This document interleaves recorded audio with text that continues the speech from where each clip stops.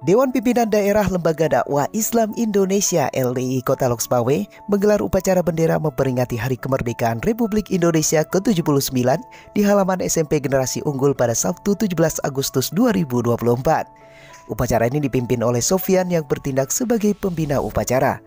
Dalam amanatnya, Sofyan menyampaikan pentingnya menjaga persatuan dan kesatuan di tengah-tengah keberagaman bangsa. Ia menekankan bahwa kemerdekaan yang kita raih bukanlah akhir dari perjuangan, melainkan awal dari tanggung jawab kita untuk terus berperan dalam pembangunan bangsa terutama di Kota Loksmawe. Sofyan juga mengajak masyarakat untuk bersyukur atas kemerdekaan ini, terlebih lagi Indonesia memiliki dasar dan falsafah bangsa yakni Pancasila. Dengan Pancasila, kebinekaan bangsa Indonesia terus terjaga. Menurut Sofyan, dengan kemerdekaan yang berhasil diraih 79 tahun lalu, Indonesia membuktikan diri bertumbuh menjadi kekuatan dunia.